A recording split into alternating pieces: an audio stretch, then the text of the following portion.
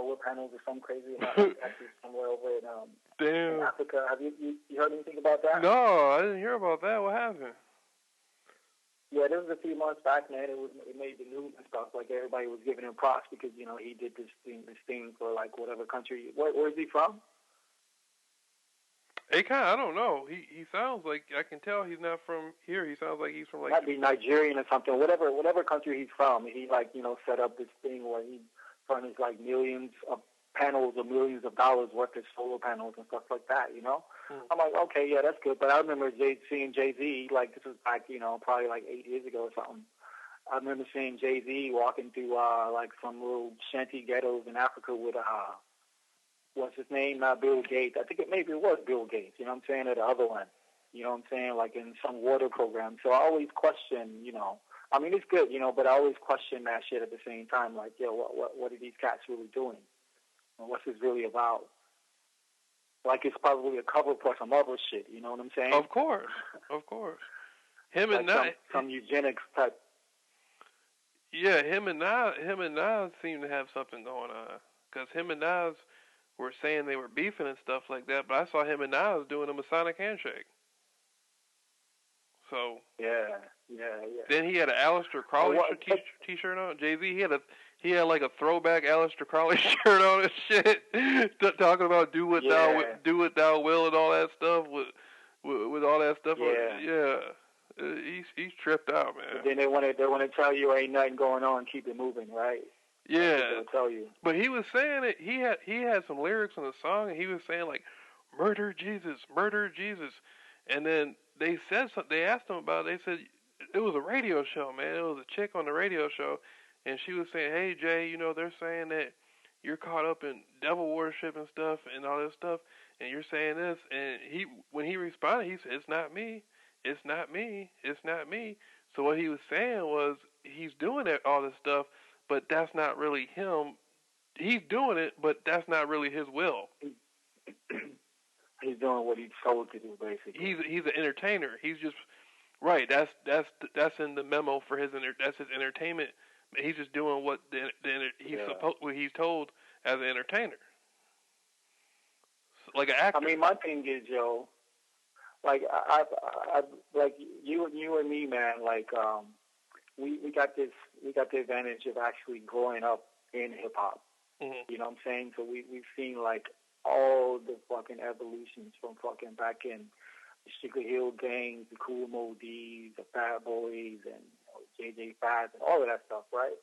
So, like, videos were very big, growing up. You know what I'm saying? Like, it was just you saw different, like, kind of aspects from different parts of the country, what was going on or whatever. But they were always just fun and, like, or just, like, real grimy and cool or whatever, you know what I'm saying? But then something happened in the 90s. It started to change quite a bit. You know what I'm saying? I started seeing, my first thing I remember, I started wondering about, like, all these collaborations. You know what I'm saying? All of a sudden, like, I started hearing guys who wouldn't normally, like, do a song together, don't have anything in common. They started doing songs together and shit. I'm like, oh, that's interesting. Cool, no big deal or whatever. And then I started seeing all these trends in the videos, and, like, then it just got, like, straight up, like, devilish and demonic and, just what I would consider, like, disagreeable energy that has nothing, or imagery that has nothing to do with hip-hop. You know what I'm saying? And that's pretty much where it stands to this day. Like, 15, 20 years later, every time you turn on a video, I was watching this one video, like a song, it's a dope song. I can't remember, it's like, whatever the name of the song is, but my daughter, she was bouncing to it or whatever. And I'm sitting here and I look up, because she's watching it on YouTube, and I look up at the video, and it's like a white girl sitting there, like, covered in blood, like, gyrating in a tub and shit. I'm like, what the fuck is going on? Has nothing to do with the song, yo. You know what I'm saying? Just like that one Jay-Z song when he put out, I can't remember what album, but the song was on to the next one, where it's like all this kind of like vampires type, like this real ghoulish type fucking imagery and all this shit like that. I'm like, yo, this is not hip-hop, yo. What the fuck is going on? You can't try to tell me you sat here and came up with this concept and shit like, yeah, let's roll with this. I know niggas in the hood gonna love this shit, you know what I'm saying? You go from fucking Hawaiian fucking Sophie You know what I'm saying? Nigga running around in, like Hawaiian, guaya better and shit.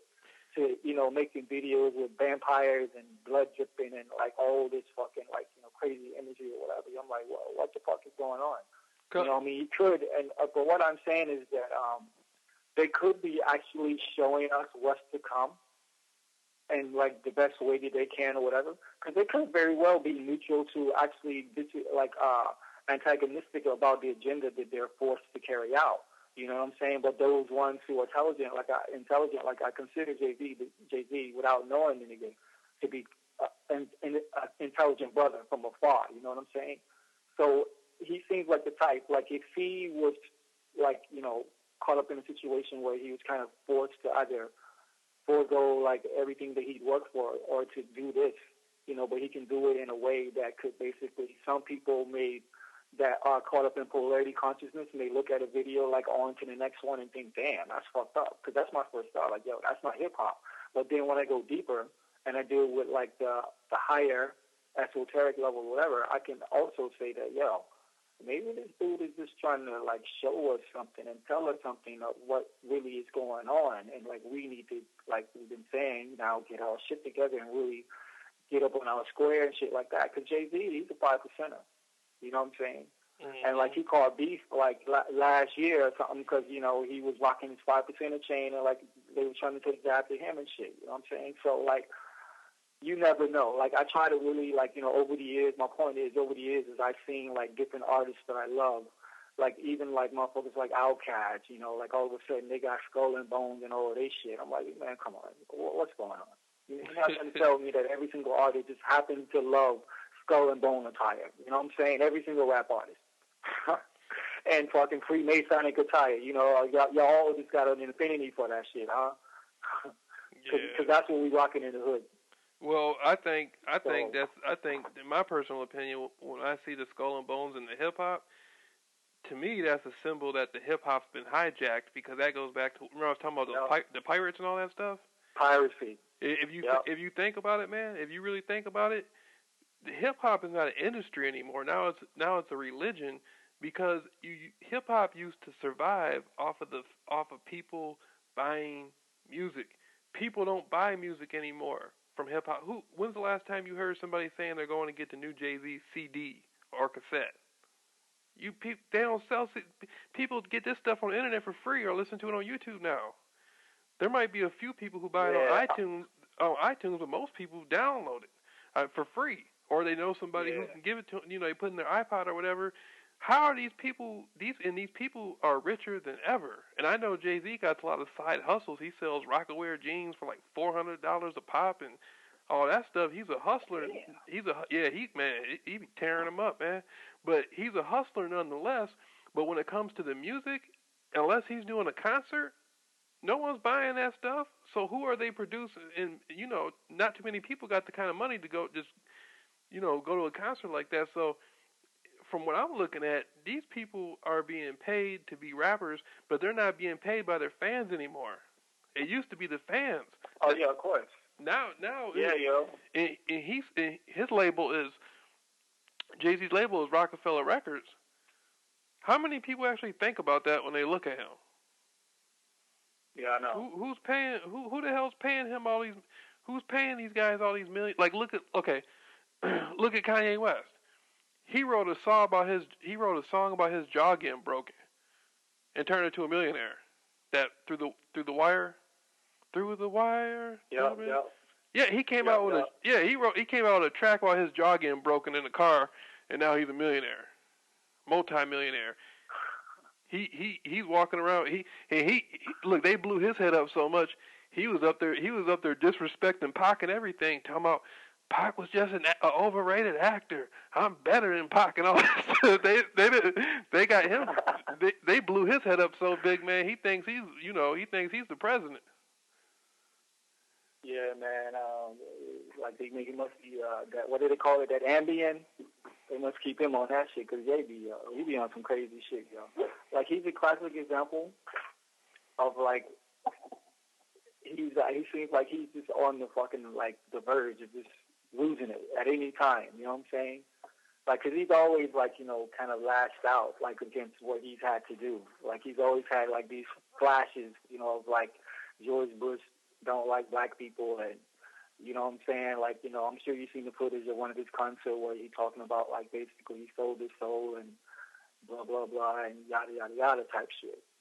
He came out with the album. So, like, he came out. He came out with a cut called "Blood on the Leaves." What was that about? I don't know. He came out with a song or it's an album. Like the title to his new album is called "Blood on the Leaves." Oh. Yeah. and see, I don't know the man personally. He might be. If I talk to him in person, he could be cool. I'm not trying to judge him, but he was okay. He said George Bush doesn't care about black people. In my opinion, where the hell did that come from? Why did he say that? Because the last person who tried to take that road was ODB, Old Dirty Bastard. Yeah. You saw what happened to ODB. Yeah. ODB was always saying Bush this. Yeah, ODB kept saying Bush this, Bush that, and you notice everybody else from the Wu-Tang Clan wasn't saying shit. They all kept their mouth shut. Method Man, they didn't want to. Yeah, they know they didn't want to go there, and so ODB kept running his mouth. Next thing you know, he was dead on stage. Not saying it was connected. It might not have been connected. It could have been it looks like it is, but it might not have been. The man might have literally had a heart attack. Who knows? But Kanye West is trying to pretend. Kanye West is trying to play the role to be in opposition to these people. He's an actor. He's he's playing the role to be up against, but he doesn't want no smoke from them, man. Bush, you crazy? Nah. You better have a private island somewhere with the Chinese government surrounding it, protecting you. You know what I mean? Yeah, either that, or you better be on your square. You know boy. One of the two. Yeah. So. Yeah, no, that's interesting, man. Yeah, and me personally, I think Tupac myself. I think Tupac's alive. I don't think he died. Get into that, because I've seen your documentation on that. I want you to get into that, but I got to ask you about some of your other documentation as well. But I won't detract your thought. But get into that train of thought right there. Well, there's nothing that tells me he is dead. There was no funeral. Everybody who knew him said they never saw his body. The only people saying they saw his body, they said it was at the hospital. But none of it makes any sense. Where the autopsy picture obviously looks fake.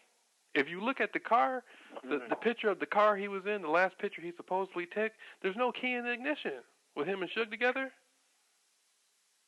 And then his tattoo. Yeah. Okay, before he died in '96, he had a tattoo on his neck.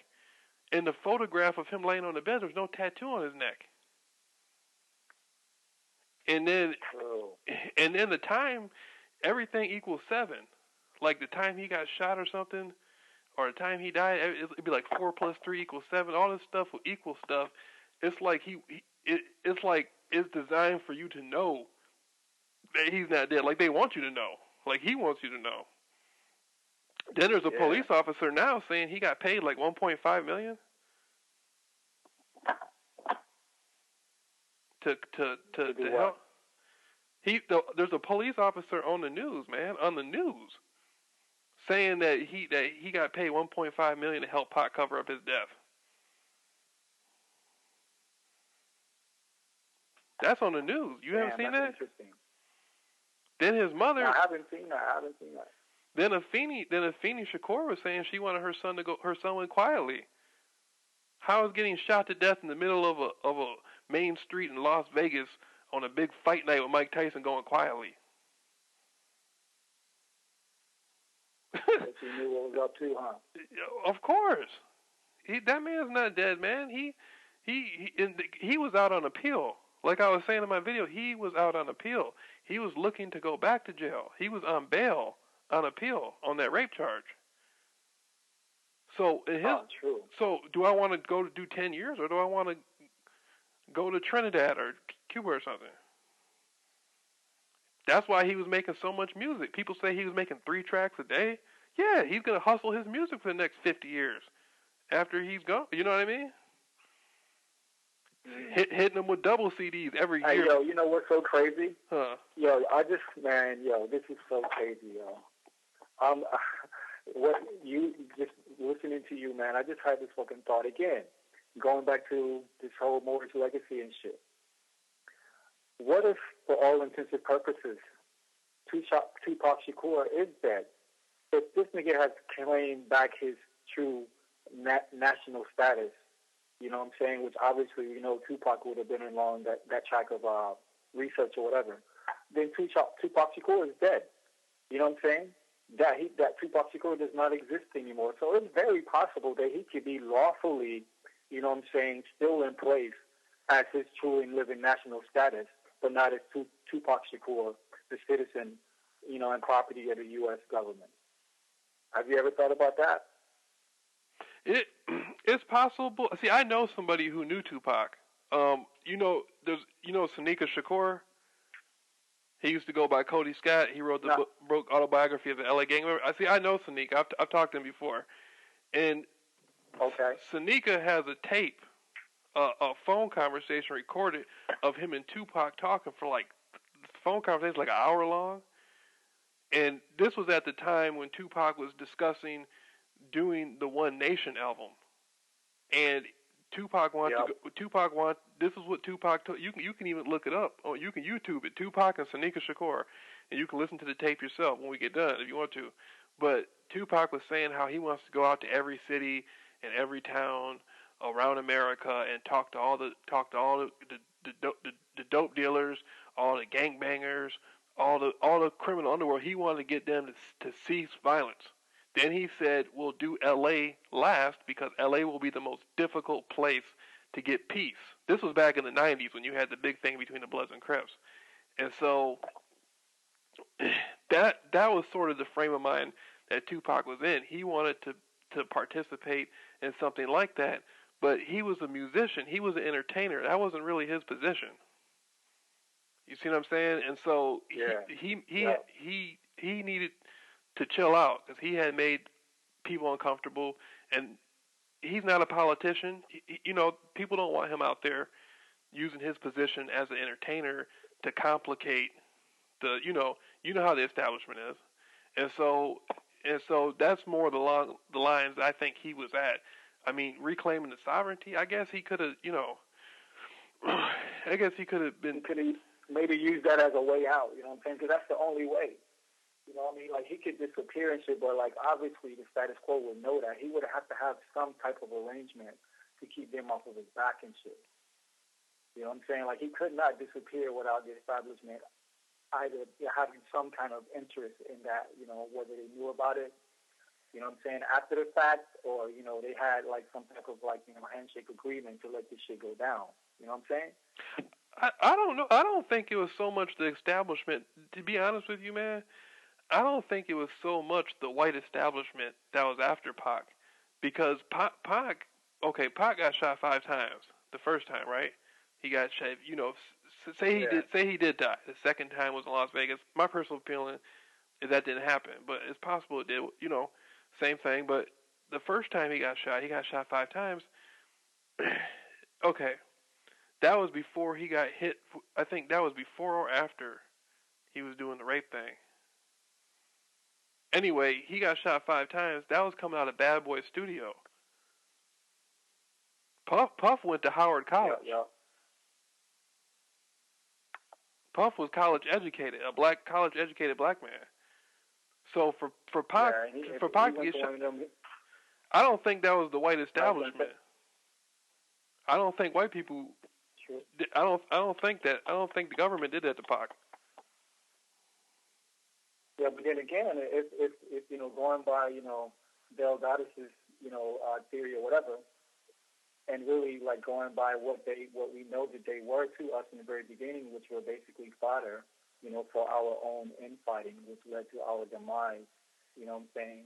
You're probably right. I can say that, yeah, but it probably wasn't the white establishment. You know what I'm saying? Like you had a bunch of those boule motherfuckers who understood. Obviously, on the surface they're talking about he had beef with Quincy Jones because of his, daughter, and because, he tried to come on to him. Quincy tried to come on to Tupac or whatever. I'm sure that has something to do with it. That's just like the Hollywood script. They want everybody to, go on and regurgitate to keep us away from more like what you're saying. I think. You know what I'm saying? Yeah, it was a black dude, man, who got Pac in trouble on the what was it when they said he raped somebody? Pac's perception. Yeah. Pac put it in his Machiavelli track. He said that realest shit I ever wrote, where he said, "Let me tell you about a snitch named Haitian Jack. Knew he was working for the Feds, same crime." Basically, he was saying it was a black dude who set him up on a rape case. Mm. So I think, to be honest with you, man, and I'm not trying to make it seem like, I think it was his biggest issue didn't seem to it seemed to be more towards coming from the black community, because he in the 80s, when you really think about the 80s, Janet Jackson, Paula Abdul, Whitney Houston, the focus was on women, on black women in the black community. You had Sugar Hill Gang, you had LL Cool J, but rap wasn't really as big back then as it had become after that. It was still looked at as being underground. It was the black women. Where the hell did Tupac come from? He kind of came out of nowhere. He was like the roadie for Digital Underground or whatever, you know what I'm saying? Yeah, he was a background dancer. He came out of that camp. He was a background, right? Yeah.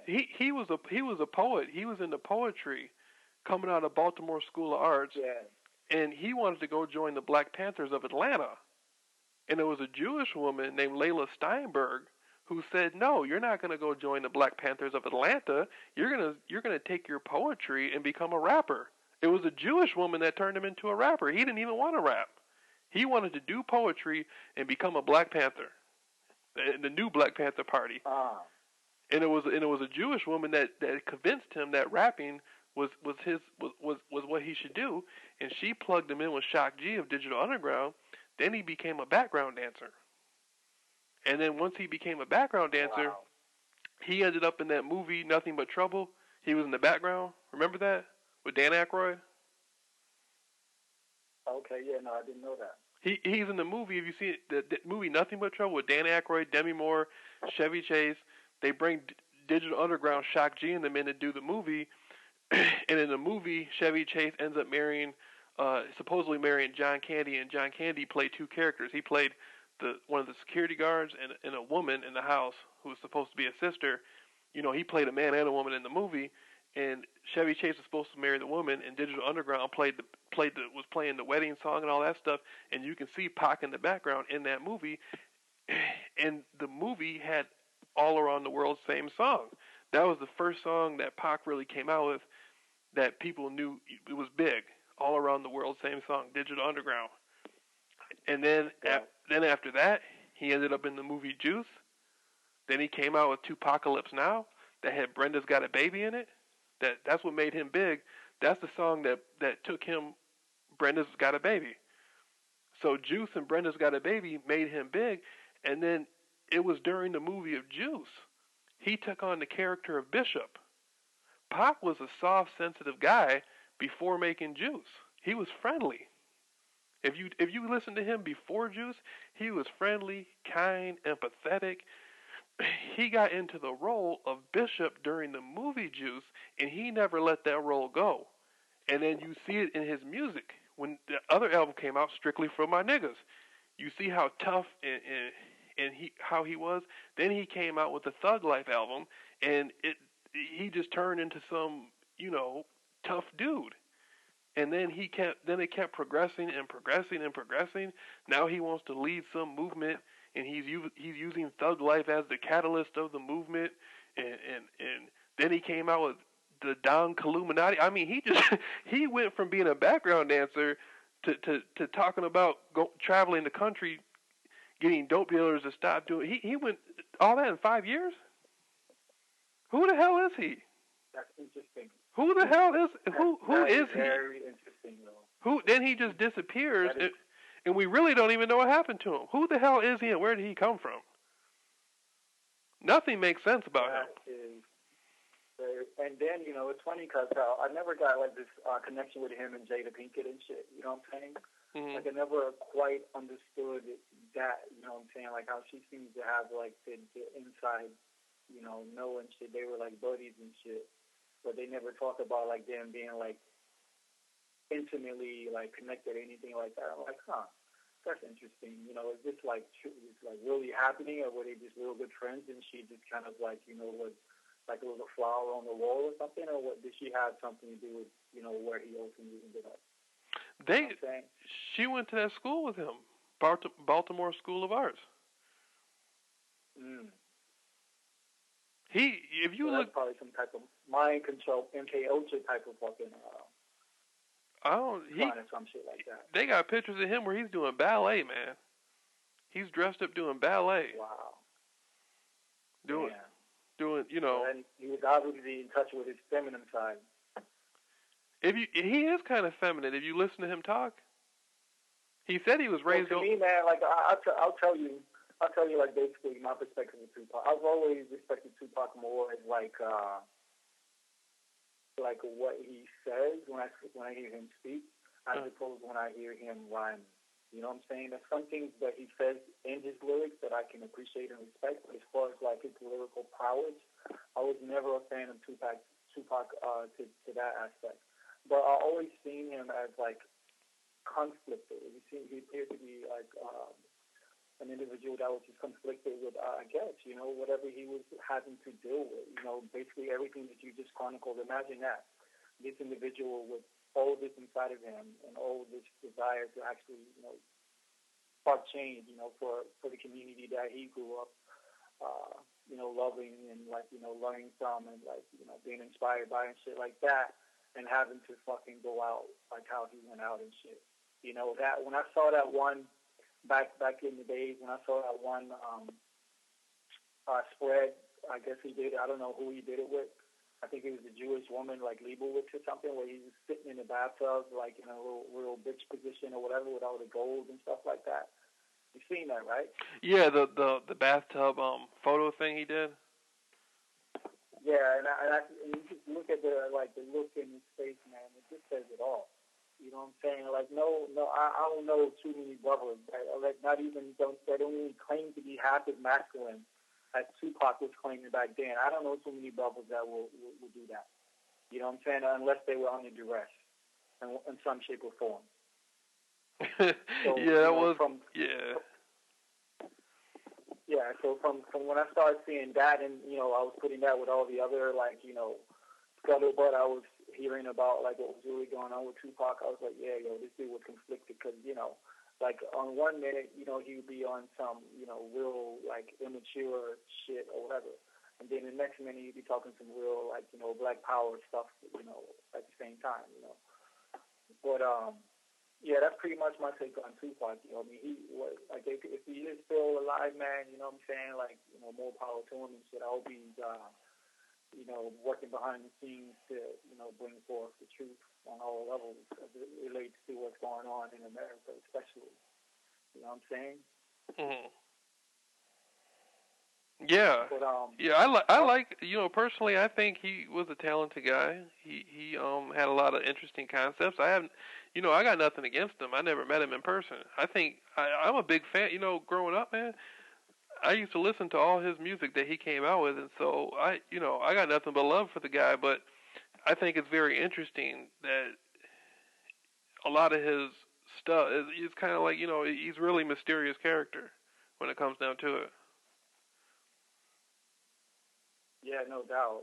Like I've seen a couple of clips that you put online regarding him, which led me to a couple of other little pieces that I've that detail a lot of the stuff that you're talking about or whatever. And man, like if ever a conspiracy theory, that's like has to be the number, even bigger than, because as far as I'm concerned, like the events that happened, on 9/11, that's no fucking conspiracy, That's like out in the open. Anybody would have to blame, to lead on a sixth grade level can unravel that. And I'm saying, to me, the death of Tupac Shakur, in my humble opinion, is a bigger conspiracy theory than what happened, at Jim Powers and, at Washington, D.C. on December 11th. I'm sorry, September 11th. You know what I'm saying? Well, To me personally. President Obama made a joke. He commented. He said, "What really happened to Biggie and Tupac?" He made a joke about it, and for the president of the United States, in relation to what? I don't know. When was this, and what was the reference? I don't know. It takes me back to what Tretch said. Tretch from Naughty by Nature. He made a comment saying that the two biggest rappers are out walking around and nobody knows anything about it. He was talking about Biggie and Tupac. He was saying basically they're alive walking around and nobody know nothing. So. Interesting. Yeah, I think people, there's a lot of people say Suge Knight did that to Pac and stuff. I just don't believe it, man. Why would you be in the same, come on, he's going to be in the same car as somebody who got shot, who he knew was going to get shot? Yeah, and a hail of bullets and shit, Right. Ain't nobody, I don't think then nobody's going to feel comfortable doing that. Nah, especially the position that he was in at that time. He could have worked out a better deal for that than himself. And especially because the nigga ended up going to jail anyway. So, I don't think that, he may know what happened, but I don't think he may have been an unwilling cog, like after the fact or whatever, but I don't think he willingly walked into that. And unless you show some... I was going to say, unless you show some documentation where he was like under some type of mind control or something, he knows what the hell was going on at that time, then okay. But I don't know too many brothers that's just going to willingly walk into a hell of bullets that they know is coming. You know what I'm saying? For somebody that they got at least at best, mild animosity towards. You know what I'm saying? Well, him and Suge and Puffy, or P Diddy now, they were gonna try to start a black distribution company that ran the distribution of the music, and they're a record label, but they weren't into distribution. And then as soon as Suge and Puffy were talking about doing distribution, now this was Suge and Puffy talking together about creating a distribution company, and then as soon as that happened, Death Row the federal government ended up raiding the Death Row office, and something about taxes or something like that. I don't know the details, but that's when Death Row basically, this was like in the early 2000s or something, and I don't even think Suge was out. I think Suge was still locked up when this happened. But the Death Row basically, they went under, and then some woman, it was a Jewish woman, she had bought the whole company for like $25 million. The Death Row Records. She got the whole catalog. At least the last time I checked it, Professor Griff was talking. This isn't just me. Professor Griff was talking about this. And so. Wow, I did not know that. Yeah. That's wow. And you used to be able to. That's a steal. Even back then, it would have been a steal. You know what I'm saying? Yeah. And you used to be able to call Professor Griff. Like back in the day, you used to be able to call Professor Griff on the telephone, on his cell phone and stuff. Now you can't even. I tried to talk to him about a year ago. He had so much stuff on his website you had to go through to talk to him, man. You had to put your name, your address, all this stuff in there just to try to get an email to him. Back in the day, you used to be able to call his cell phone straight from YouTube. He put his number on. I want to ask you about that. Actually, give me 2 minutes, man. Let's go to the toilet real quick. But yeah, hold that thought. I want to ask you about that.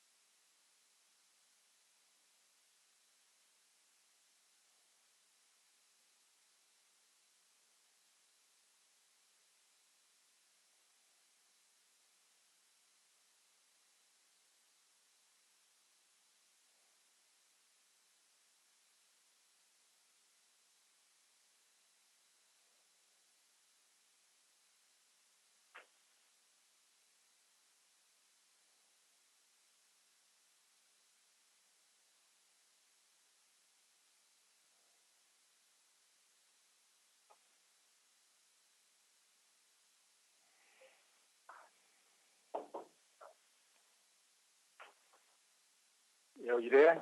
Mhm. All right, cool.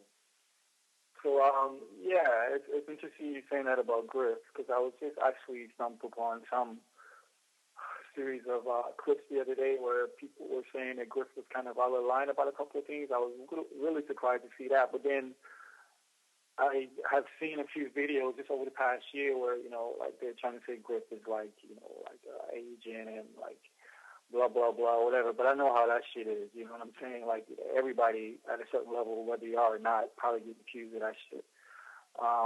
But have you spoken to Griff lately or at all? No, I spoke to Griff on the phone. Last time I talked to Professor Griff, I called him on his cell phone. It was like 3 years ago. And I tried to And and I tried the next year. I tried to call him. I couldn't get a hold of him on his phone. And then the third year, this last year, I was like I couldn't even. The number had changed. And then I went to or maybe I didn't call the number. Maybe the third time, maybe I think maybe I had a new phone, or maybe either I called him and his phone was disconnected, or I had gotten a new phone and I lost his number. But when I went to go get his number again, he now has a website where you got to fill out a form to get a hold of him. And I don't got nothing against him, man. I like Professor Griff. If Professor Griff called me right now, yeah, I talk to him. Griff. If Professor Griff called me right now, I talk to him. I think he's a cool guy. I got a lot of love for Professor Griff, but I'm just saying it used to be easy to get in touch with him. It's not easy anymore. Because he's always like, everybody got my number. But I'm like, yeah, I mean, like, this, I know the material that Griff has put out over the years, it speaks for itself. And then since he's gotten with Zaza Ali, I mean, they've been, as far as I can see, they've been doing, like, steady work, no doubt. And like, very profound stuff as well, and like a voice that has definitely been necessary I'm just speaking from afar, because I can't hear and see everybody, from over here what's going on. But I know as these calamities or these atrocities have been happening in our communities all over America, I've consistently heard Griff and Zaza Ali speak prophetically on all of these issues, and not only to speak on them, but give resolution and solution as well, inspiration, all of that, So, yeah, I was just a bit surprised to hear, like, all of this, noise about, questioning Griff's, character, stuff like that or whatever. Well, again, no, go ahead. No, I was going to say the scrutiny, if there's any scrutiny behind Professor Griff at this time, which myself, I don't scrutinize him, but if there is scrutiny on Professor Griff, it's because he's becoming more mainstream. And he's more... See, Professor Griff people know Professor Griff from being like, just a cat on YouTube. He's coming from rapping.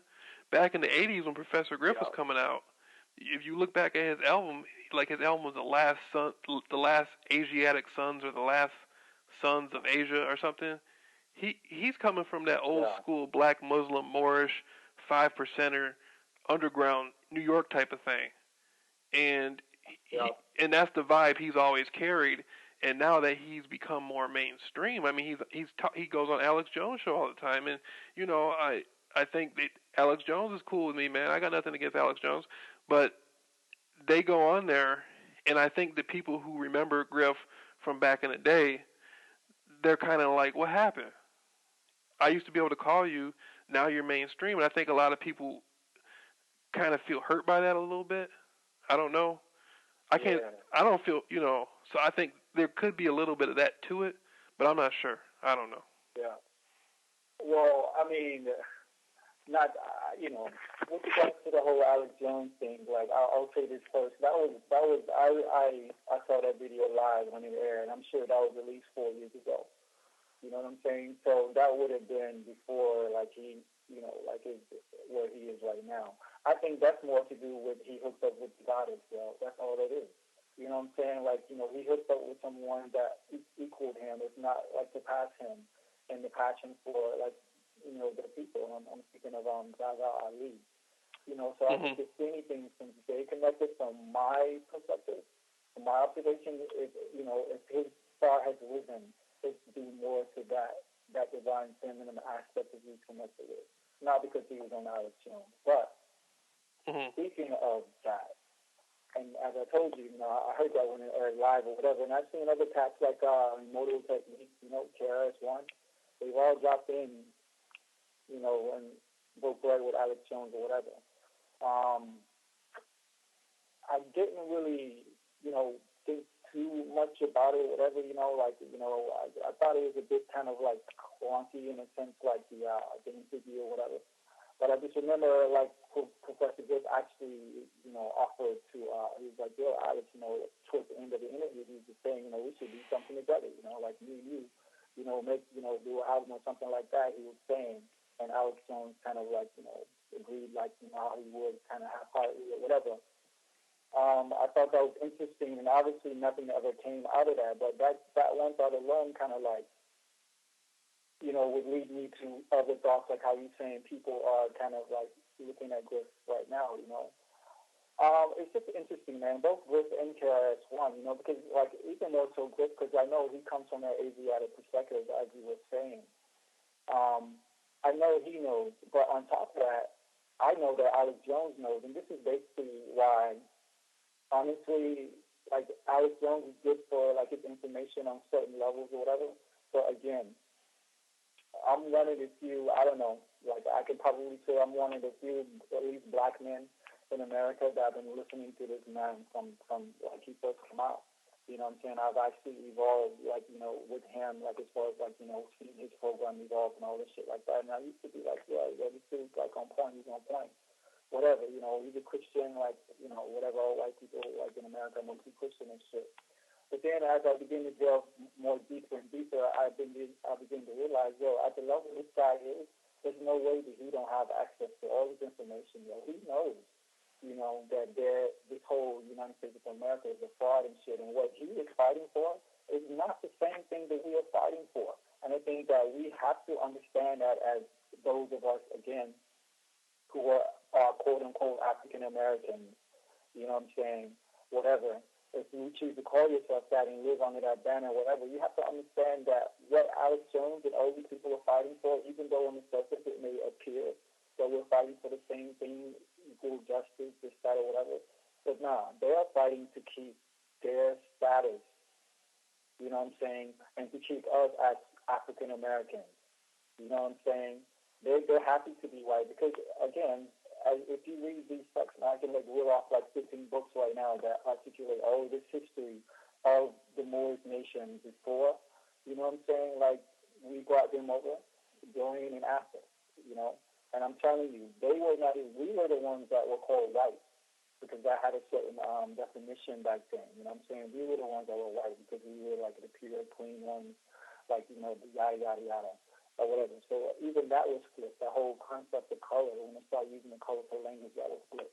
But just staying on point with regards to Alex Jones as it relates to Professor Griff, I'm saying it's very interesting because both of those guys are having a conversation, but they both know things that they are not saying. And I think Griff is there for at least a good hour. You understand? And they're talking about all of these issues. But Griff being in the position that he was in, you know what I'm saying, and understanding what he represents, which is basically every hood, every borough, throughout that country or whatever. You know what I'm saying? Of course, people are going to expect him to go in hard, like how he goes in whenever he's, on Blog Talk Radio and he's doing his own shows or whatever. You know what I'm saying? That's what people were expecting. And so if you don't bring that type of veracity, regardless of whatever form you're in, you know what I'm saying, then, yeah, I can see how people would begin to question that, question his authenticity or whatever with regards to that. But having said that, that remains to be seen, to each his own, and maybe it's not Griff's place to fight that fight, and honestly, I never really hear Griff speak on regards to nationality and sovereignty and talking about the history of what we were, before, such and such time or whatever. That's not really what this does. So I don't even know if I can hold that to him. But I know that he understands and he knows that history. Hello? Yeah, I'm here. You hear me? Yeah. Yeah, man. I don't, Yeah. if I was Griff, to be honest with you, man, I don't think I would want to be out there in the spotlight, like really like that, talking like that. If it was me, like if somebody had me on their show and all these people were listening, I don't think I want to be my fight either, man. To be honest with Yeah. you, that Yeah. you put yourself out there like that, man. You're gonna get a lot of heat, and I think You got to pick and choose your spots for sure. people. Professor Griff, I heard him saying something one time. He was saying he was talking to somebody on the phone. It was one of his YouTube videos, and he was saying something like, if they didn't respect the Indians' treaties, how would they respect your treaties? And so, his position to me, like that stuff really doesn't work. Like the sovereignty stuff, that Mm. that's Yeah. I heard him say that he was saying that on the telephone to a woman. A woman was asking him about attempting to do something with sovereignty, and Griff said, "Yeah, hey, if they didn't respect the Indians' treaty, what makes you think they will respect your treaty?" And that's the most I ever heard him say on it. He probably knows. Yeah. He probably grew up studying this stuff. He probably knows way more about it than I ever could. I mean, he grew up in an era. Well, Uh, based on that statement, if he's saying they didn't respect the Indians Treaty, that means that there's some history that he's actually missing, because when he's referring to the Indians Treaty, there were no Indian treaties. Those were treaties with the Moors and the Caucasians. mm-hmm. You know what I'm saying? There were no Indians.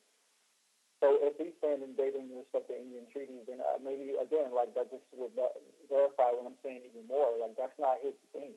You know what I'm saying? Like, he knows what he knows based on coming up through the Nation of Islam, and to some certain extent, the 5%, the more so the Nation of Islam. That's what he, like, consistently references from. But, I just think that, like, maybe that's not, he doesn't have the knowledge base per se, like, to get into those type of, like, sword fights on like, some, especially in somebody else's house and shit. You know what I'm saying?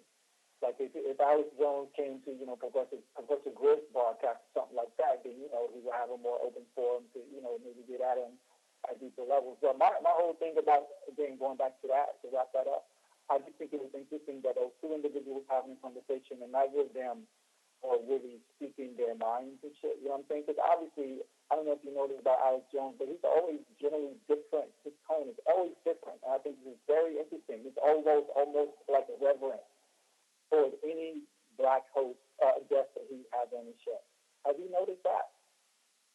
You know what I'm saying? Or any guest that he will have, like, a color, he's almost like reverent, like he's like, revering towards him. So, like, he respects him more than, like, his average guest or whatever. Like, he's not cutting them off like every 2 seconds, and he's basically like giving them, like, giving them a certain courtesy that he doesn't normally extend, like most of his average, big time guests and shit like that. I don't know if you ever noticed that. I didn't, but he's cool, man. I used to listen. I used to listen to Alex back in the day. He came out with some good stuff. And I saw Jason Bermas come along on Infowars, and yeah. Infowars was different. It's changed so much, man. What it is now compared to what it used to be when I was listening to it, it's changed so much. But I come from. I still checking. You know what I'm saying? I still check it, you know what I'm saying? Like, with certain information, they got it there. But I understand that, again, Alex Jones has his fight, and, like, his fight is to maintain the status of, that democratic, like, thing they got going over there and stuff like that. Because, that's why you never really hear too much people talking about the Republic. Because anytime you talk about the Republic, that open up a can of worms. You know what I'm saying? Mm-hmm. And you got to start talking about all of those confederations and all of those conglomerates and agreements on paper contractually that were organized by us way before the United States was ever even a thought. That's what you have to get into. And that's what all these Alex Jones type and Tea Party types, you know what I'm saying? Like, these people on that level, they all understand and know this. That they're very lively here. Because, again, like, when you were talking about those Britishers that were coming, first of all, the 13 colonies, the original 13 colonies, that apparently was England. You know what I'm saying? That was England. Those were those Moors that had came over here and brought them, pushed all these people over here that was, like, undesirables and all this stuff like that. And they were the first ones to come over here with these slaves. That's what I'm saying. Like the good ship Jesus, like the first one of those ships that land over actually on America, like North American soil. I can't remember the cat's name, but again, that was a black Moor. Oxymoron, but yeah, that was a black man and stuff. So it only fits into what you're saying more now that I understand this from even what your perspective of like how it's actually like there's black people that's controlling all of this on the top. Those ones like these boule type individuals who have been in power for like a long, long time, and they're the one pulling the strings. Similar to the situation, like I think about whatever with Tupac, whenever you're talking about that. Like the same thing that happened with Dave Chappelle, and like everybody was like, yeah, Oprah and that whole cabal got to him and told him to shut it down or whatever. And they were doing all kinds of shit to make sure that he didn't, have any more shine once he basically kind of, I guess, tried to go against them or something like that. He's just now starting to come back on the scene or whatever, like 6, 7 years later or some shit. But yeah. Nothing. I don't think too much would surprise me now, man. Like whatever it is, it wouldn't surprise me as much as a couple years ago I would have got surprised. Now I wouldn't be surprised, man. Whatever the story turns out to be, I don't think it would be as shocking to me as most people. Yeah. Yeah, but let me ask you about this though, because this is something I really wanted to talk to you about. Some of your research, and but also, it's cool because it just coincides with things that I observe as well, But you've done some research on this, what do you call it? Project Genesis. When I saw, and you just recently put this out like a couple months back, Yeah. And that just like I was laughing. I was like, like even more. I was like, I got to connect with this brother, man, because it seems like he just resonating on the same frequency with a lot of things. But like, because I have been noticing lately, the radio is a bit different over here. Like, you hear a lot of the music from over there, all of the popular stuff. But we hear a lot of stuff from like UK, and other places like that, and it's kind of more dance oriented.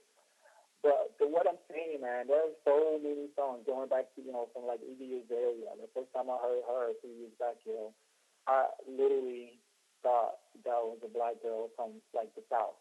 You know what I'm saying? Like before I saw what I was listening to, I thought that was a black girl from the South. I'm like, yo, what's going on with that? But I really began to take notice back whenever Justin Timberlake first came out like solo. And Timberland produced like his first couple of albums, and I noticed how he basically kind of like merged into Michael Jackson on that first album. Yeah. You know what I'm saying? Like even the tracks, the videos, everything was like Michael Jackson's first album and shit like that. I'm like, oh, interesting.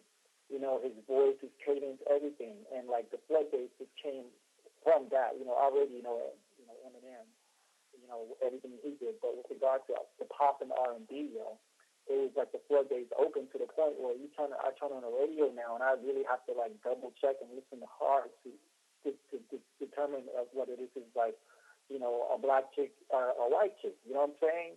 Like I just think that's really interesting, and I think that's part of what you were getting at with your research into this Project Genesis. And so I just want you to talk about that, man, and then like kind of go into detail with that, because I think people really will find that research intriguing. Well, I'm gonna put it like this. Me personally, like I've dated a lot. When I was growing up, I had more sexual relations with black women, like dark-skinned black women, brown-skinned black women, not too many light-skinned ones. So my foundation with my sexuality has started off with black women. Even though I lost my virginity to a white girl, I lost my virginity at 15 to a white girl that was 19. And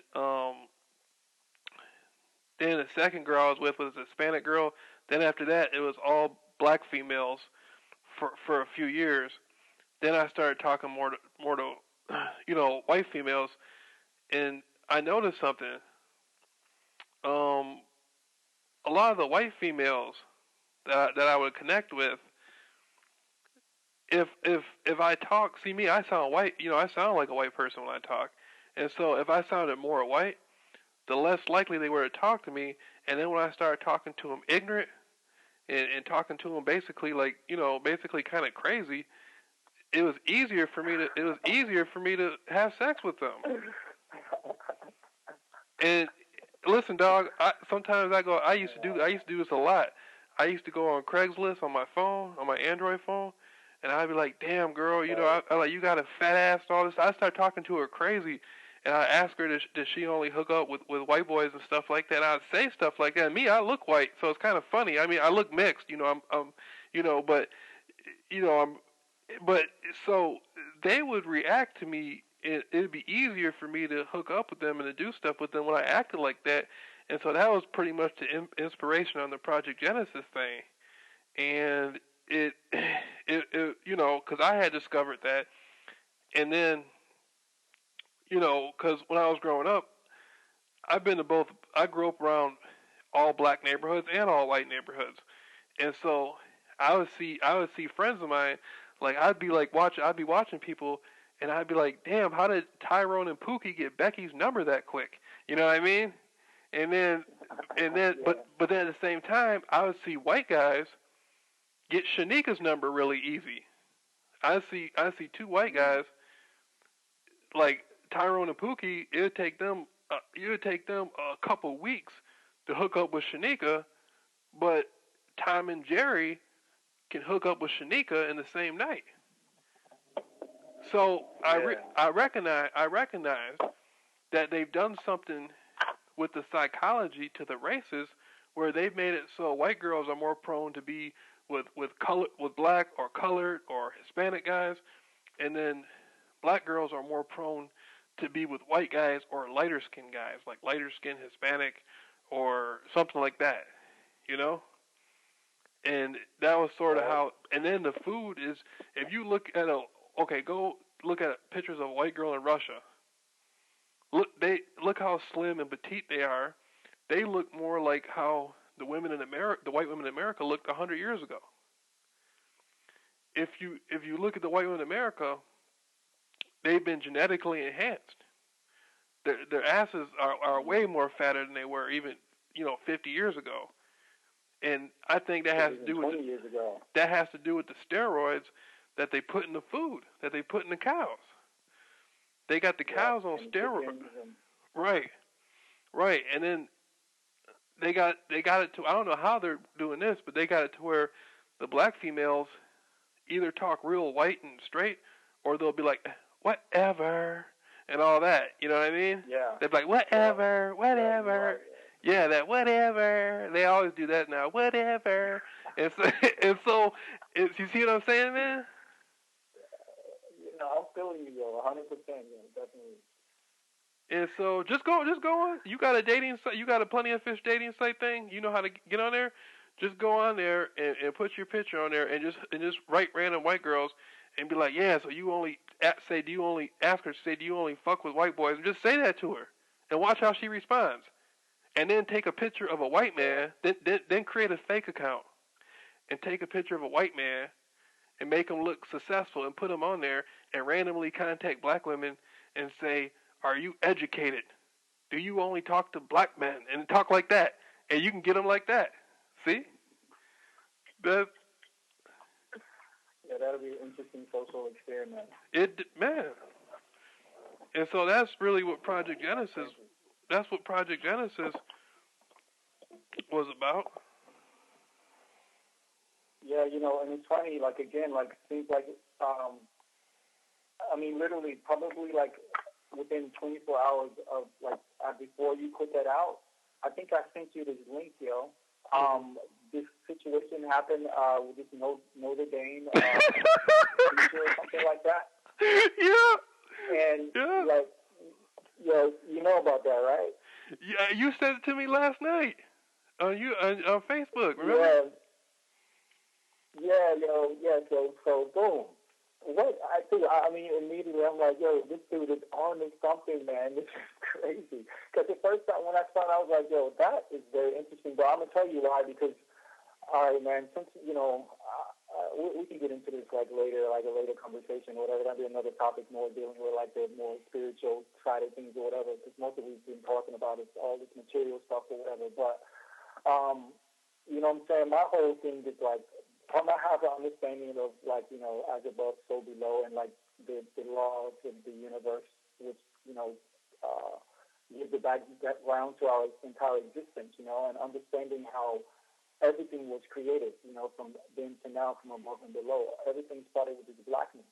So I began to form my own theory, as you can say, based on, again, the universal formulas, mathematical universal formulas. And I'm like, yo, hold on a second. It all begins and ends with blackness, no matter how you want to chop it up, out in space, inside the womb, on this planet, you know what I'm saying? Like everything, you know, blackness has a certain, how could you say, profile, like on every single level of existence, you know what I'm saying? Mm-hmm. So my whole thing, I started back in 2005, right before I came over here. I started on Live 365 radio station called Black Dog Chronicles or whatever, you know, and just through listening to individuals like Dr. Blair and Dr. Valentine and Dr. Jewel Kukrum and like a host of others, and, you know, and like just getting into the whole research, I began to develop my theory even more just based on my own kind of observations, and I began to really understand that for anything to happen on this planet, if we are to, you know, rise up above this particular paradigm, it all has to go back to blackness. You know what I'm saying? On a physical level, like, again, this is before I even knew anything about this all more stuff. I just understood that, like, the indigenous principles, the archetype, the blueprint that proliferated on this planet, you know, from then to now, it's the only way that we're going to get out of this. There's nothing we can do within this system except for destroy it. You know what I'm saying? In order to raise us up out of the situation. So on the philosophical level, we have to go back and embrace the indigenous culture, indigenous philosophy. And on a physical level, I am telling you, and I've been, my wife, she can like comment on this, man, because like since I met her, like back in '06 or whatever, I've been having conversations with her before we were even married. You know, I've been telling her that, yo, when you start to see white people physically start to turn black, that will coincide with something that was happening earlier, because you start to see white people mentally inside their spirit actually turning black and embracing this dark matter consciousness. And mind you, this is back in 2006 when I started telling her this. And so from then to now, almost a decade later, I can name to you like the people like the Tim Wises of the world and all kinds of other people, white people, men and women of America that have just some spirit has arisen in them. And they're basically talking about all these atrocities, you know, how basically all this white privilege and all of this shit like that. So you're seeing like the first signs of what I have already hypothesized and theorized or whatever. You know what I'm saying? So, you know, that's what I say. That's what I'm saying. Like on top of all of this, whatever's going on or whatever, at the end of the day, we have to know and understand that it's up to us. It's not up to them. You know what I'm saying? They can only do so much. They need to get their own shit together. You know, they need to embrace who they are and, like, begin to go through the process of basically, how could you say, changing, like, you know, alchemically changing their very aspects of their nature, and so that they can actually be able to facilitate souls so that they can become forever beings. Because right now, as it stands, most of the Caucasians on this planet do not have souls, according to white and black individuals. You know, Dr. Blair on one side, you know what I'm saying, and other, you know, numerous white scholars who dabble on this. You know, they will say the same. And this is all based on your ability to produce melanin. This is what when this whole concept of God and shit like that, if I can define it, you know, it's basically whoever has the most melanin. You know what I'm saying? You have like all those depths of godness to you. You know what I'm saying? Because again, that is the substance. That is the medium that whoever the architect or the architects of this existence, of this universe, or the infinite verses or whatever, that is the medium that was brought forth in order to be the interface between all of existence and all levels. Before there was any movement out of creation, there was blackness. You understand? You know, like all holy books, this is what they say. In the beginning, there was blackness, yada, yada, yada, in some shape or form or fashion. You know, the great abyss, you know, the waters of noon. They speak about it in the Egyptian mythology or whatever. But that just letting you know who we are and what the same blackness that you see when you look out into space at night, that cosmic melanin, you have to understand we are in our very cells. You know what I'm saying? We have those same molecules. Oh, okay, but see, I feel where you're coming from, but why is it that, okay, when people are in the sun, then they get dark, but when the people have no sun and it's all blackness, then they get pale and get white?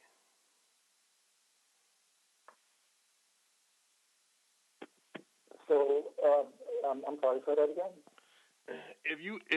If somebody has no sun and they're just in all Right. darkness, they turn pale.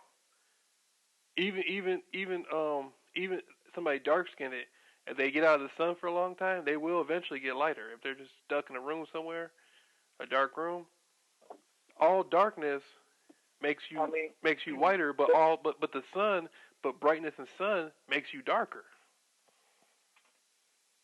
So this is how it works. Okay, so like I'm saying before, everything, all the colors, all the spectrums that we can visually see, and even the ones that we can't see, they all emanate from black. That's a scientific fact.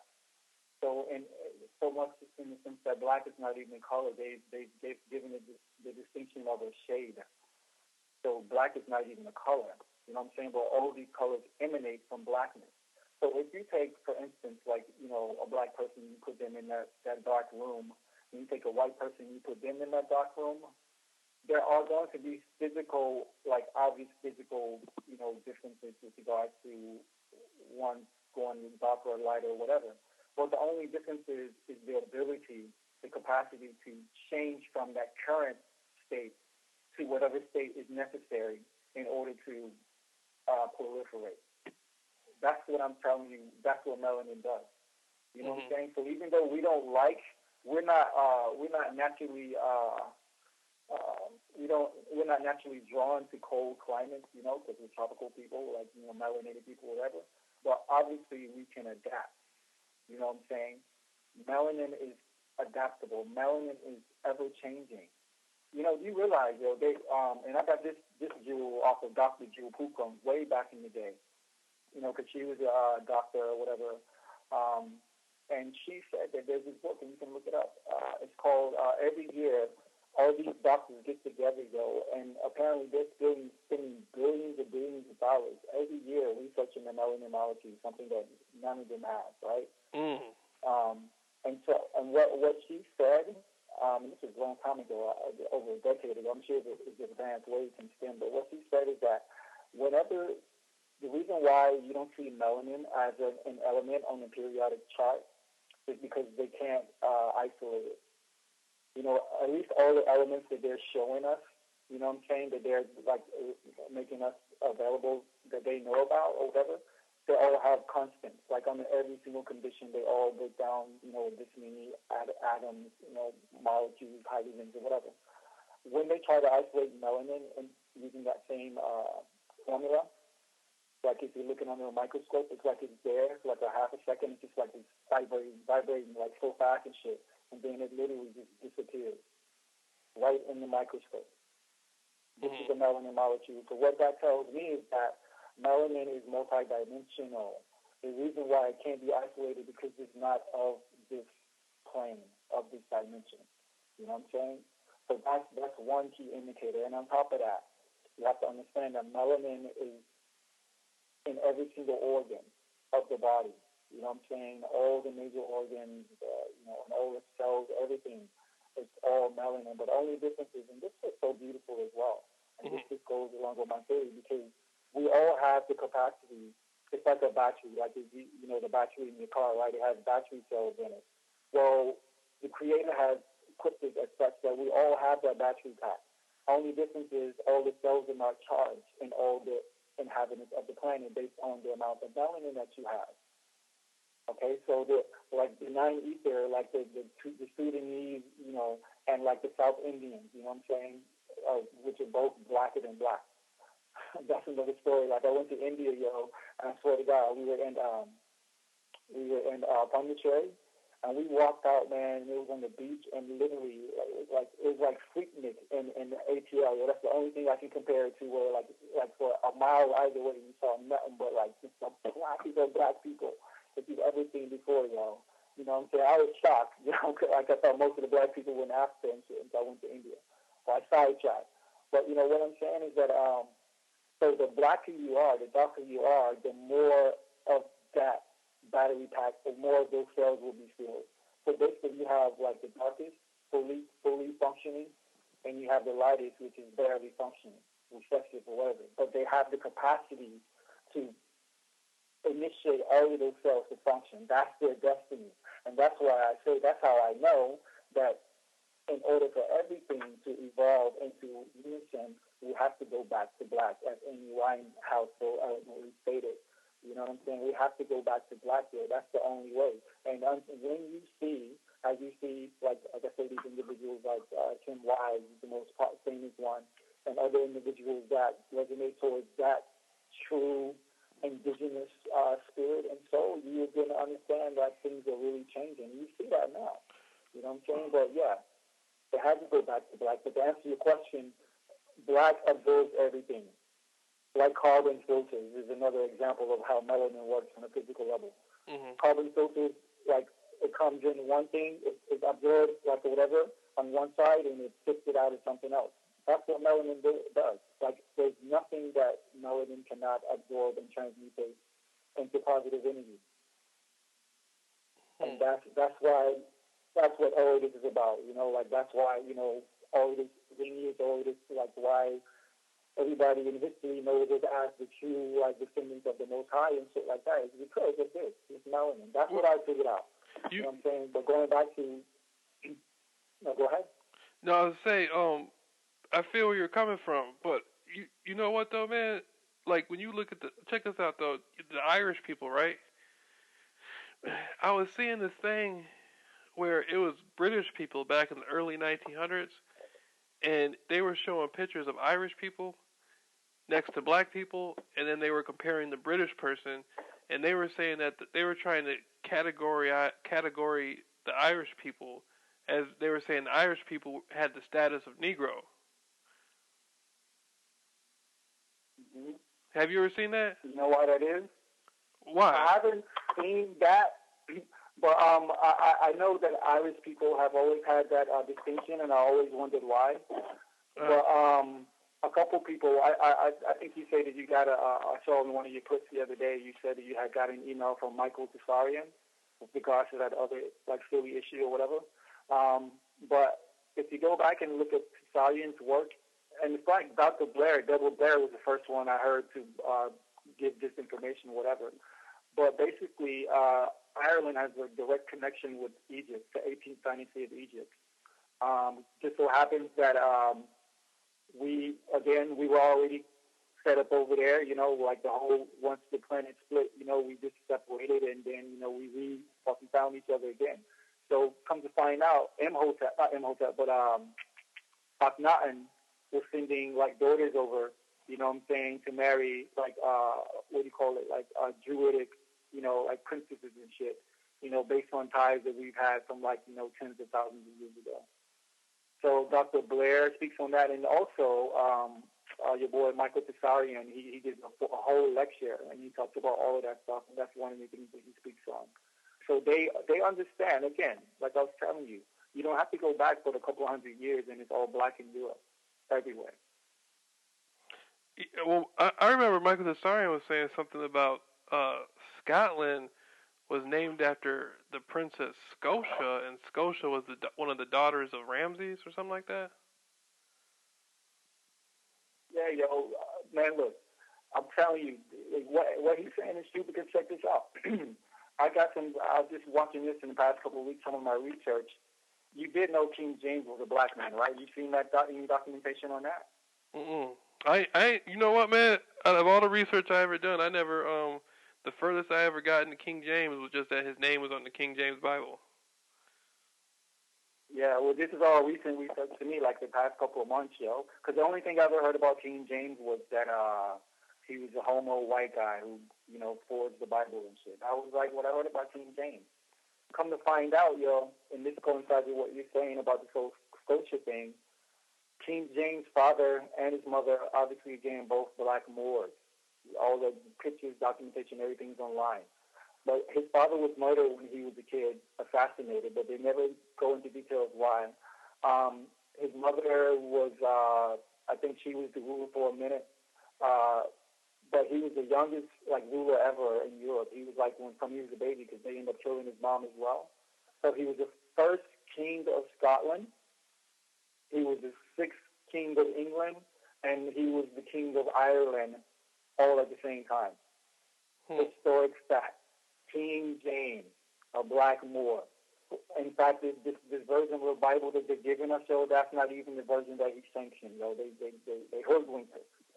You know what I'm saying? But yeah, look, check it out, man. I'll send you the clip, just stating exactly what I'm saying. You'll be flabbergasted. That's how I'm saying, man. The saga continue. It seems to be all coming back to this whole Moorish legacy, yo. Guess who else? Guess who else is black that they don't tell you about? Who's that? J. Edgar Hoover. Yeah, I heard he's a Moor as well. Go back to his photograph and study his photograph. The story is he's mixed. He's mulatto, but that's the same thing. That's basically black because in America, if you have one drop, this is the way the laws were written. They said if you had one drop of Negro blood, you were black. That's the law in America. Right. That's how it was, at least when the Constitution came along. Then they said if you were black, you were only considered by law to be 1/3 of a man. That's what they. Yeah, exactly. That's what right. But if you go back and you look at J. Edgar Hoover, he's black, man. Look, just study him. He looks white at first, but study him real good, because there's a lot of people. Yeah. There's a lot of people in the South who were black, but they could blend in with white people. Yep. Mm-hmm. There's a lot of people who can blend in, and so they would just take off and go up north. They'd go to New York City or Chicago or go out west, and they would assume the position of a white person, but they were really black. But a lot of white people couldn't really. The white people in the South know how to look for it, but the white people up in Canada and all those, they don't know what to look for. Like here in Michigan, white people don't really look for that, but in the South they do. They know how to look for that. Yeah, that's interesting. I think I heard Taj Tariq Bey break that down as well. Mm-hmm. He was saying that, and he was just making the correlation how J. Edgar Hoover had a decree to never allow the rise of another black Messiah. But then he just made the distinction that Taj made the distinction that he wasn't necessarily talking about another Moorish Messiah. He was just saying basically those ones who sold out, the original Moors, Algonquin Moors of North America or whatever. That's who he was trying to snuff out, like those fucking sellout turncoat motherfuckers and shit, That's basically what I was getting from what Taj Student Day was saying, and I thought that to be very interesting. Because I've seen pictures of Hoover with his Moorish fairs on and everything. You know what I'm saying? Yeah, me too. And going back to that, before they used to be the Bureau of Investigation, and that goes back to Noble Drew Ali and all that stuff. Remember Noble Drew Ali? Yeah, I do, man. I've been, slowly but surely getting caught back up on his whole, which is very significant, his contribution to all of this, Yeah, I don't know too much about Noble Drew Ali other than what I've heard from Taj and a lot of those guys. I mean, I got a copy of the Seventh Circle Quran.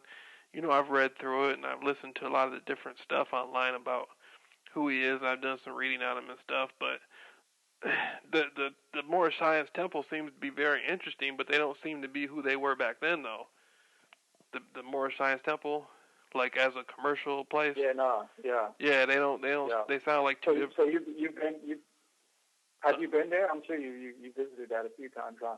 Mm-mm. Hell no. I just know a lot of people who I met throughout my life. I've met a lot of different people who are Moors, and they would have the last name of Bey, Bey.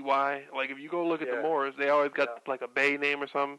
And I'd be like, man, why is your name Bey? yeah, And they would explain to me, well, I'm a Moor, and they would explain to me, the history and stuff. And they usually wear a little pin. Like if you've seen the, it's very underground, man, in America. Not too many people even know what it is, yeah, the Moorish Science Temple is. But oftentimes they'll have a little pin, like the red pin with the star or whatever. And you know, I mean, I always used to see the Vice Lords of Chicago. There's a street gang in Chicago called the Vice Lords, and they use the same symbolism as the Moors. And when I was growing up, I saw a lot of people who were Latin kings or vice lords or GDs and stuff like that. But the gang, the vice lords, they hold all the same symbols that the Moors use. So I always used to be like, why? I used to be like, what the hell? Why is the street gang flaunting the same symbols of a religious organization?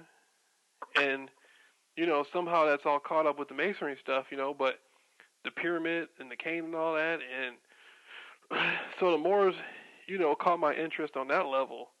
But I never, to me, joining an organization like joining the Moors, that's not for me.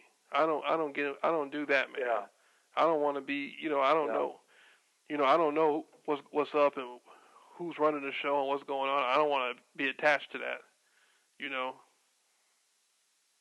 yeah. Next Yeah, thing as you, far as that, more science simple and all of that shit. You know what I'm saying? Nah, you don't need to. You know yeah, what I'm saying? I mean, if you know the knowledge, you know the knowledge and shit. You go about the business of, getting your national, because sovereignty and nationality are completely different as well. You mhm, know what I'm saying? So you can try to claim your sovereignty and you still be under their jurisdiction because that has to do with currency anyway. That has nothing to do with like status. if you know what, man, I'm gonna be honest with you. If you really know that stuff, if you really like you yourself, you sound extremely knowledgeable. If you really know that stuff, and you come across a judge or you come across, a police officer, and you show them respect, but at the same time you demonstrate that you are very aware and knowledgeable, as long as you're showing Right. respect to them, a lot of times they'll give you they'll agree with you. I've seen that happen. Well, Well, they're well, I mean, if you know your math, they have no choice because but be subject to you and what you're saying because then you put them in your proper jurisdiction. They can make it more difficult for you if you're being unruly and stuff like that. They can harass you and all other things and stuff or whatever, but they're going to be less inclined to provoke you if you're truly on your square and standing as a national as opposed to a citizen of the United States government. That I know. I've seen that, for sure. I think a lot of people get. I think the downfall of a lot of people is they get caught up in the paperwork game, where they think the UCC, the Uniform Commercial Code, is their right to freedom, and they get caught up in the paperwork game. And then when they deal with the corporate entities, and they deal with stuff in the real world, they get approached and they say, "You got to fill out this paper. You got to fill out that paper. You got to fill out that paper," and it turns into a game of people running around talking about UCCs and doing paperwork and all that stuff. If you're truly a sovereign Yeah. entity, you don't need a UCC. I mean, you can UCC. Yeah, but check what I'm saying though. Check what I'm saying. A sovereign has everything to do with the status quo. That falls under the nation state corporate structure, yo. A national does not. That's what I'm trying to tell you. So all of these cats running around here dealing with the UCC, they're only solidifying their position under the jurisdiction of the United States Right. government. Yo. Exactly. Either you're a national or you are not. There is nothing in between. You don't have to prove anything when you're a national. You don't have to. Obviously, you have to, document that you are in your proper status, Right. as a national and shit like that. But Right. all this running around, that's not Right. necessary. Well, you're only basically giving them like carte blanche to continue on as they've been. Right. But my point is, a lot of people get approached. A lot of people end up having to go to court. They end up in a situation, and they pull out some paperwork, and they say, "Well, this paperwork entitles me to be a sovereign more." And the people that deal with you, they're going to be able to look at you and tell if you're for real or not. If you're sitting there talking about some paperwork, Yeah, lumpy law. if you're sitting there talking about some paperwork, they're going to know that they're just going to go along with you to the point to where they can catch you in something and catch you off guard with something that you don't know how to respond to. But if you truly believe, if you truly have these beliefs, if you really believe, it's all about your belief system. If your beliefs are strong enough to back that up, then they're going to honor that and respect you as long as you're kind. As long as you're respectful and you're kind, they're going to honor you because they see it's not in the paperwork, it's in you. Exactly, and it's so funny because that's what all the brothers that I respect on this particular issue, which are only three, Taj Tariq Bey, that we mentioned his name multiple times. Also, Asir, the Duke of Tears, I've mentioned his name a few times as well. And it's one other brother, his name is Spontaneous L.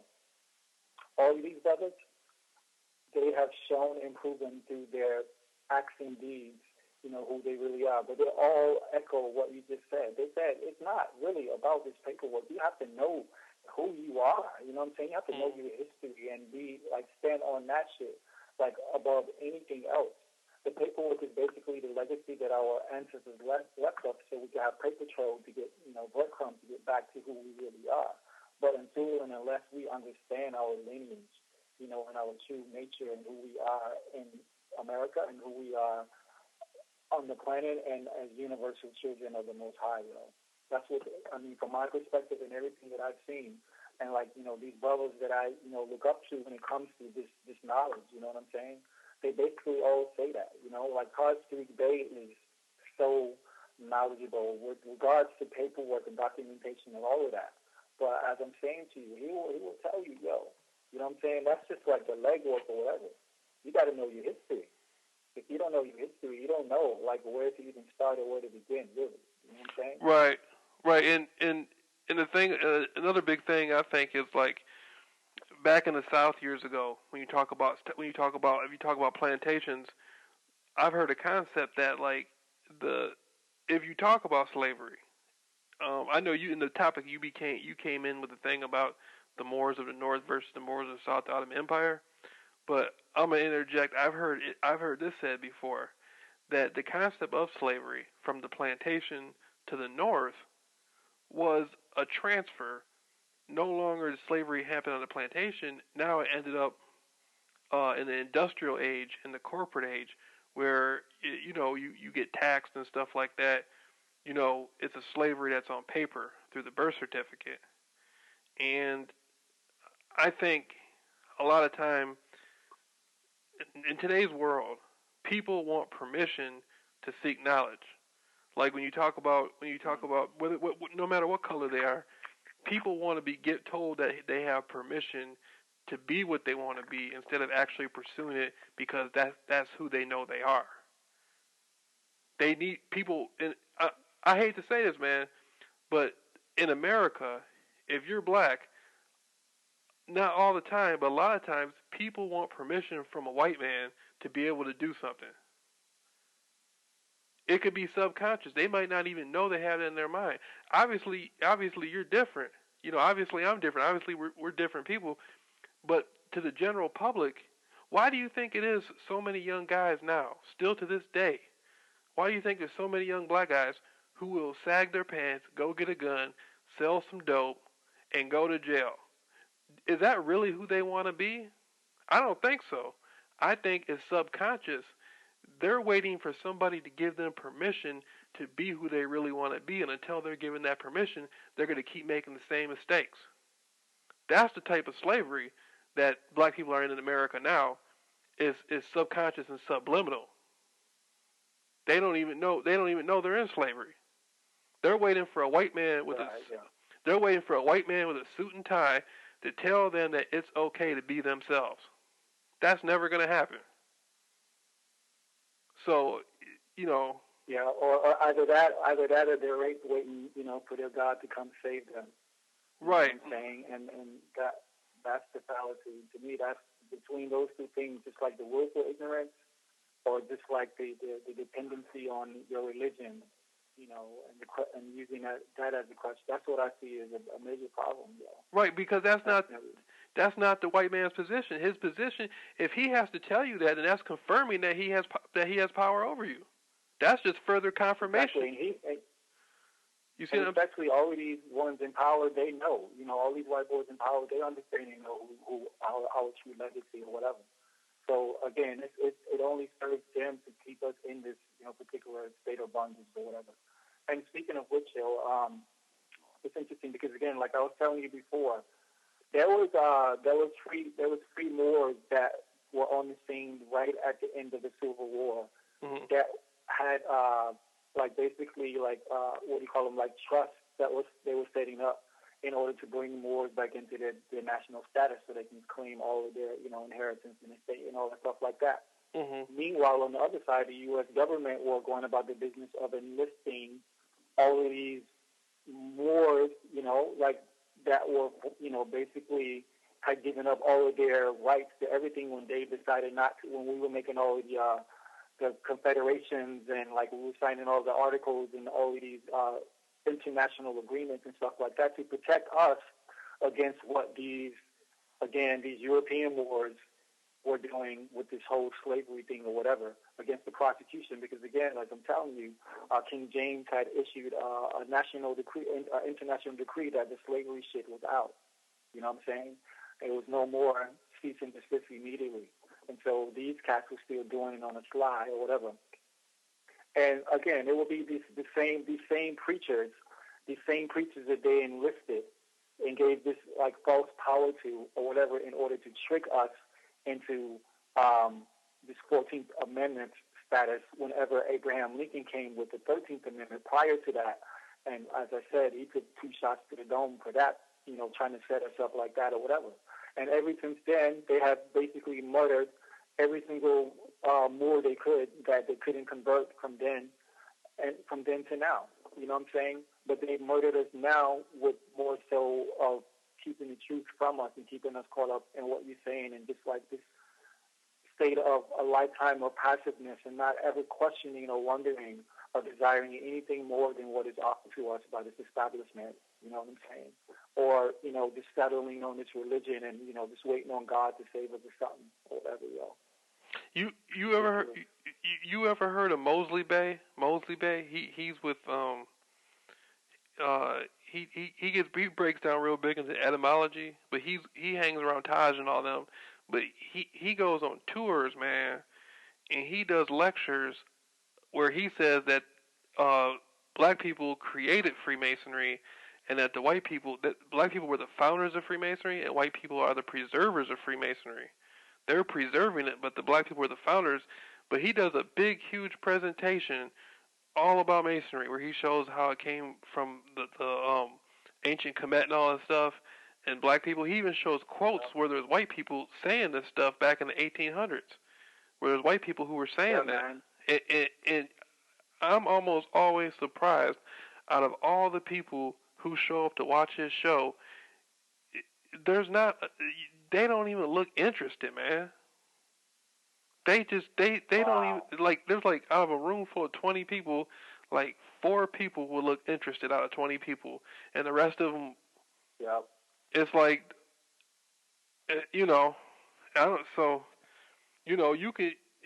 there's people out there showing people this stuff, man. That's why. Therein lies the problem, That's the problem right there. Even when you put it in our face show, we got so many distractions right now, mostly self-inflicted distractions that, it's just like entertainment, you know what I'm saying? Mental masturbation or something, in one ear and out the other, It's ridiculous. But then you got I can actually... Go ahead, man. No, go ahead. No, go ahead. No, I was just going to say, based on, I was going to co-sign what you were saying about Mosley Bay, I've been lecturing on, based on the research that I've been doing. This is all, recent, over the past couple of months that I've actually gotten back into this. And... yeah, I'm telling you, man, what he's saying, I can really co-sign that, you know what I'm saying, based on the research that, we basically, we created this for ourselves, you know what I'm saying, and we're going to have to get out of it for ourselves. We're going to have to wake up at some point and really realize what's going on and take some action. This is what got us into the situation, my whole point is that it was basically black-on-black crime. And again, all the white boy has done is flip the script. He's made our script theirs and vice versa. That's exactly what happened. They were supposed to hold on to this for us. We set up basically like a receivership, You know what I'm saying? We transfer the physical estate, and we transfer for the spiritual inheritance, through the knowledge via the Freemasonry system. That's what we did. I told you earlier, Freemason literally, if you go back and look at, just the literature of like the fucking late 1800s, 1900s, or whatever, you will see that term Freemasonry, as it was first conceived, literally meant son of a Mason. You know what I'm saying? A Mason was son of a Mason. A Freemason was then ultimately, that's the term they gave them after the war, after the all of the agreements that we had put on record that ultimately led to the formation of the United States government. That was basically the receivership documents, They were supposed to hold on to this for us. You know what I'm saying? And whenever they murdered Abraham Lincoln, whatever, he put that 13th Amendment, you know what I'm saying, into the Constitution, whatever, which connected, that 13th Amendment connected all the other agreements that we had on this soil prior to the white man ever being a thought. You know what I'm saying? We were already making agreements and arrangements, forming confederations and shit like that. You know what I'm saying? Making congresses based on those confederations and forming laws, international laws based on those confederations way before the white boy ever came to play. And when he came into play as our proxies. Just like they have proxy wars right now, the U.S. uses all these other Arab countries or whatever to do their bidding. Exactly what we were doing everywhere. But it all came to a head right here in America. You know what I'm saying? The first wars were not fought against the North and the South over some slavery shit, as they are putting it. It was fought between the indigenous Moors of North America and those Moors that we allowed to come over to our lands, which ended up fucking shit up. And we basically had to go to war against them because we had different philosophies. They were fighting, you know what I'm saying, from over there about kingship and rulership or whatever, and we were still holding true to the laws that had extended all the way back from Lemuria and moved. And that's how we grew. We knew that we were all like gods and goddesses or whatever, let alone kings and queens. So we shared everything. You know what I'm saying? And I'm telling you, those same, like I promise you, just without knowing, if you do a blood test, these cats like Jesse Jackson and all of these, the who are black political boule establishment and entertainment or whatever, you know what I'm saying, business. If you do their blood test, I bet they go back to these same ass Moors who we let over here, that came over here fucking shit up with these white slaves. Yeah, that's what I think. So we felt sorry for them. You know what I'm saying? So we gave them an out. On top of that, they began to literally, they would run from like the brothers down there in South America where we gave them like free stay just on the coast or whatever to do their thing. They would run from them up into Central America and again, ultimately up into North America. And when they basically became a problem that we had to deal with, so much to the fact that we had to bring them in and civilize them and show them the ways and marry them into our cultures and all of this shit. You know what I'm saying? And so that's why the pictures you see now, these motherfuckers, they call Native Americans, which were agreements that these half-breed indigenous made with the United States government to get this status or whatever. You know what I'm saying? Because I always wonder, I'm like, how in the hell this entire fucking country, speaking of America, was still to the brim, and not just America, but the entire continent, North to South America, you know what I'm saying? Filled to the brim with indigenous Native American Indians and shit. You mean to tell me the only way that I can see an Indian, some semblance of an Indian, if I go to like New Mexico or somewhere in Arizona? You know what I'm saying? Mm-hmm. That's the only place you can see an Indian. That shit always baffled me. I'm like, well, how is that possible? Did they really murder that many motherfuckers with a trail of tears back to truck that did they murdered like, tens of hundreds of millions of fucking Native Americans in that short amount of time? It don't make any sense. Well, listen. So what happened was. Go ahead. Go ahead. No, well, I was gonna. Oh, go ahead, man. Go ahead. No, I was just going to say, like, just real quick to cap this off. So what happened was they basically, started shipping us down the river, like these POWs and stuff like that, into what would be indentured servitude or forced labor or whatever. But the first slaves, no doubt, were these people. And so as we fell, because of black-on-black crime, war against each other, whatever, and we turned over this receivership, both physically and spiritually or whatever, the knowledge and the actual land, for them to hold for us, they basically plotted, and made sure that we would never get it back. And that's why I think that whole EP, again, this whole reptilian aspect comes into play, and why they've been able to hold it for such a long time. Listen to this, man. That book, Michael the Siren came out with a book called something about civilization or ancient Atlantis and the genetic manipulation of humans or something. And I had downloaded it on PDF a few years ago, and I read it. And man, there's so many references to when people started moving out west, when the pioneers, from Europe or whatever that were here, they were finding Egyptian artifacts like up in the mountains and stuff like that. They were finding like when they did that George Washington Monument or whatever. They would find stuff, man. They found Egyptian artifacts. They found Assyrian tablets in the rivers and stuff. They found that's not even mentioning the mounds with the giants buried inside of them. You ever hear about that? Yeah, definitely, man. Yeah. This whole entire complex is out there, and apparently, this entire fucking cities that are pristinely preserved in some of these caves and caverns and shit, A lot of this, I've read about that before, but I'm just more so picking back up on that because it's just again, clarifying a lot of this research again with regards to the Moors and our true lineage and true connection and how long we've actually been here.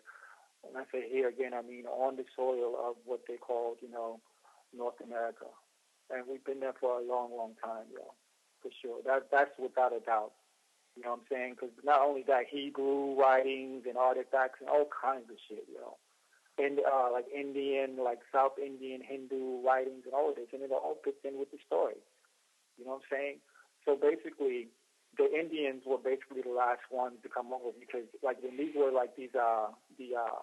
the Brahmin clan, and they all have this Aryan link or whatever. You know what I'm saying? So they brought this whole superiority type of racial type of thing to the whole thing or whatever.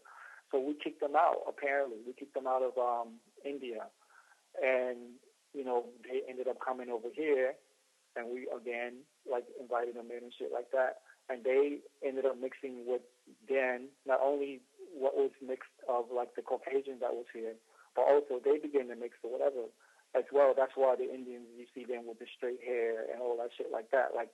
Basically if you see a Native American's hair, what they call Native American, you see an Indian's hair or whatever, they will look very similar, the texture and tone and all that stuff like that. Mm-hmm. So basically what you see now, again, what they call Native Americans are completely different. Again, this is the type, this is a status under the corporate system or whatever.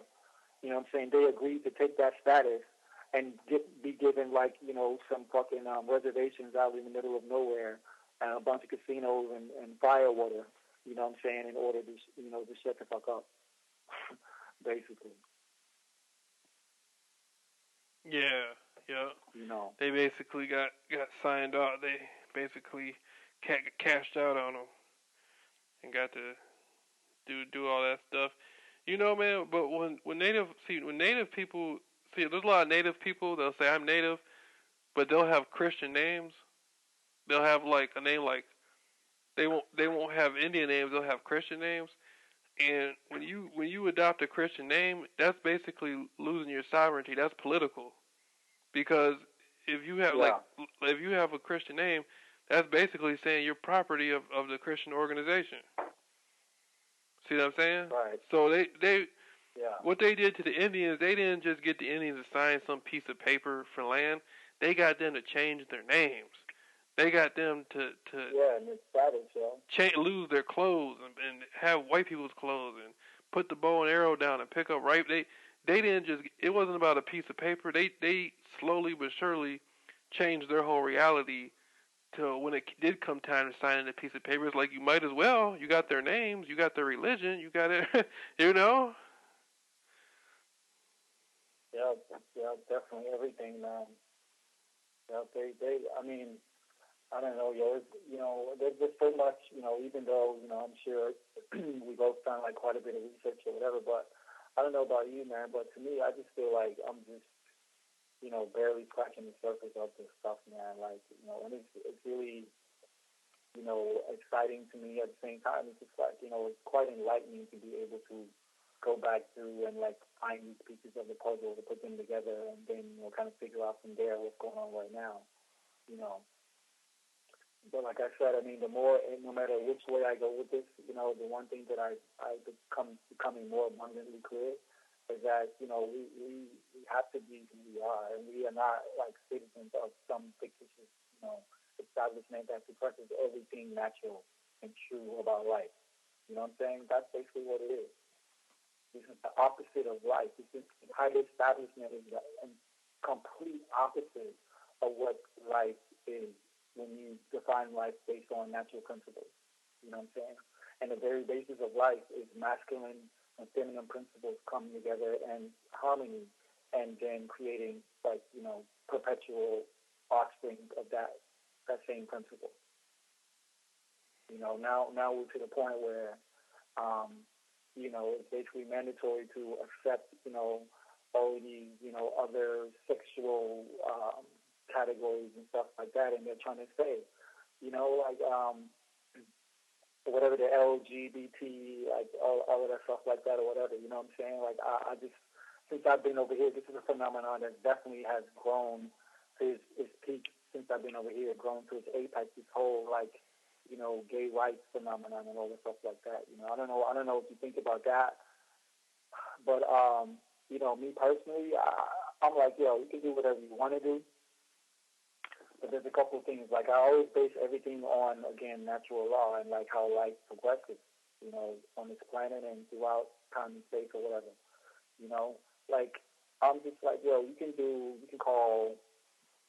get married or marriage, and you can call it whatever you want, but there has to be a distinction, because again, I have a 6-year-old daughter, and I just think about it, like as she's growing up, there's no way that she can think that two homosexuals coming together and doing whatever they're doing is the exact same and the exact outcome as two heterosexuals coming together and doing whatever they're doing. At the purest or the most rudimentary, mundane aspect of, why people come together.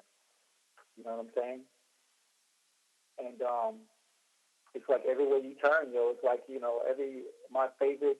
I'm like big on sci-fi, yo. I'm telling you, everything I watch, like my favorite sci-fi shows, yo, they all got some like homosexual like little storyline in it that really has nothing to do with the plot and shit, yo. Yeah. And I'm just like, yo, that's cool, you know what I'm saying? But like, I just feel like, why is this agenda so strong? Why can't you just say like, okay, you people can do whatever you want to do. That's fine. Everybody can each their own. But why do you have to force this whole agenda, down everybody's throat? Like, if I disagree with, this whole thing of, like I say that, yo, you can be whatever you want to, but don't tell me that this shit is like natural or whatever. That's my thing. When you start talking like that, you know what I'm saying? Then we got a problem. You know what I'm saying? But because most of the television that I watch, like it's obviously Australia is basically like a carbon copy of America. They basically have really nothing of their own, like all the businesses, everything from like sports to entertainment is basically like American branded all over. So like I'm saying everything that's on over there plus everything that's on over here, it's all the same shit, yeah. All the same shit. It's like they get their marching orders and then they produce certain type of shows, and that becomes the status quo. Yeah, it's pretty tripped out. It's gotten pretty tripped out all over. But yeah, man, it's just an interesting game out there anyway, bro. But yeah, like I mean, at the end of the day, I just think that, as we grow and just, begin to, like, actually request, through our inner selves, our higher selves to the universe, like, to gain clarity and be, like, upright about who we are, like, on this journey and stuff like that, I just think it becomes more clear. But I'll just say this last thing as well with regards to, on that particular topic, like, just the series of interviews that you did with Jordan Maxwell. I'm not even going to get into like a whole other thing that like Yeah, I don't. ensued after that. Hey, bro, But hey, bro, I don't want to talk about that guy, man. Because if I talk about him, what I'm gonna be doing is I'm gonna be attaching the situation to you, and I don't want to do that. I don't want to attach that energy to whatever you're doing. I'm gonna leave it. I had my experience with him, and I'm gonna leave it at that, man. I don't want to talk about that guy. yeah, no, definitely, yo. I'm not even going to talk about that. I would just say this one thing, yo. And this really giving props to you, like just like the energy that I see that you possess. Because I mean, I've seen a lot of different interviews like over the years, but I just think that you brought something so like interesting out of him through those interviews based on your energy that I've never heard before, yo. And that's Yeah. all. That's how I know. That's how when I really recognized that you had a very pure energy about you before. Because I'm telling you, I've seen and heard like hours of like this guy or whatever, and it's just like I've never heard him so comfortable. You know what I'm saying? And so just eager to like flow with the dialogue and stuff like that. So yeah, just that's all I'll say on that, man. Just like really big ups to you for like all your research. You know what I'm saying? I mean, I've at this point I've like peeped quite a few of your research of materials. You know what I'm saying? It's like it's quite vast, yo. You know what I'm saying? You cover quite a lot of material. I mean, like really the material that you cover. You know what I'm saying? We haven't even really touched on like a lot of the things that I've seen you cover. You know what I'm saying? And that's just like I would say that's just like a like representative of how dynamic and like how like introspective your range is when it comes to all these topics. Yeah, So bro. Well, I pass the love and light to you, and respect and everything to you for studying truth and knowledge and connecting with me, man. I'm really glad that we got to we talk on Facebook and all that stuff. It's cool to be able to come across you and us be able to connect. Even though you're in Australia, we still got to connect like this, you know. And so I think that I think that's cool, man. That we were able to connect, and I appreciate I appreciate your your awareness and your support and all that stuff. And hopefully we can do this again. I know this time you had got the calling card to do it or whatever. Next time I'll do it. Next time I get the card.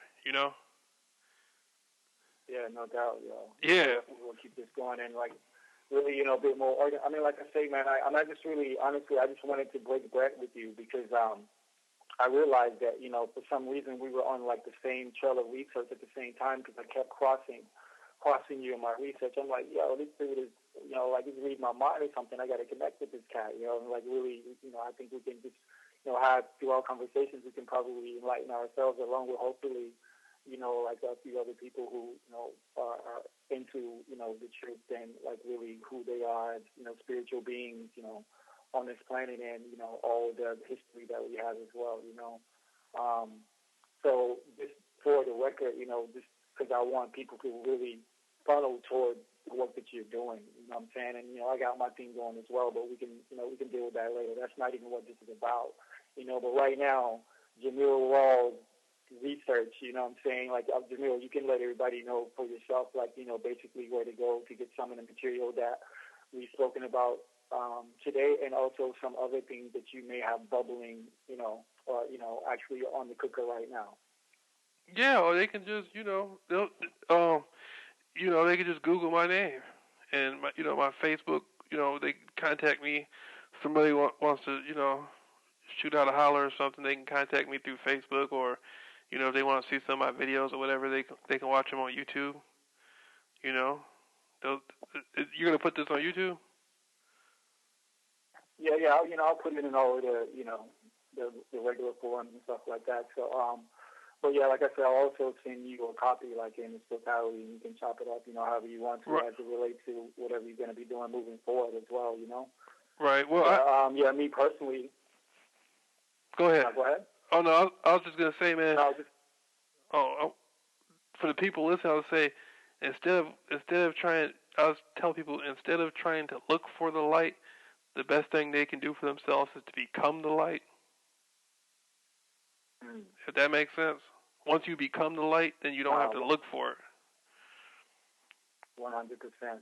Right. Yeah, 100%. So I would interpret or translate that as on one aspect you can only be who you are, and secondly, we have to stop looking outward for our answers. It seems like like the society is set up where all the answers seem to be like separate from us. That's how society has it set up. But based on what you said, that light is that inner light, and from that, then we can emanate outward from that, So that's how I interpreted it. Anyway, I don't know if I, came close to what you were actually saying or not, but that's how I interpreted that. Yeah, that's what I meant. We all have that energy about us. That universal energy, and through an inward journey, whatever excites you, go after it. I've been learning. See, historically, I was into conspiracies. I'm starting to step out of that. I'm starting to get more into like, the healing stuff, meditation, astral travel and stuff. So, I'm expanding. Before I was looking for the conspiracies to expose the light to me. Now I'm starting to learn that the light is within me, and so my journey has changed a lot because of that. But it took me 10 years to get to where I'm at now. But that doesn't mean that the conspiracy stuff is wrong to look into. If that's what excites you, you should pursue it because that may be your journey, So my transition, I got a big transition going on right now where, I'm changing. I'm very interested in the Tupac stuff, but other than that, my research is changing, But hopefully we can do this, man. Hopefully maybe we can do one of these every month or every 5 weeks, 6 weeks or something, Yeah, no, definitely, man, for sure. We can just, maybe get, the topics more organized, and like actually, give the people like, a more potent dose of based on exactly what you're saying. Just because I feel like, yeah, I mean, we must be like kindred spirits in that aspect because, I mean, for me, for some reason in my life, man, I've always only known like the inner journey. Like everything that as far as like what I know, as far as like the spirit level and the soul experience based on my natural experience, that's all internal. These are all like inner workings. I know everything about. I never even knew the term natural law, universal law, but my life experience showed me like emphatically every single aspect of universal law before I even heard that term. So that's how my life works. So I really appreciate what you're saying about just really following that inner glow, that inner light, and wherever you are, whoever you are, truly, you just have to be that.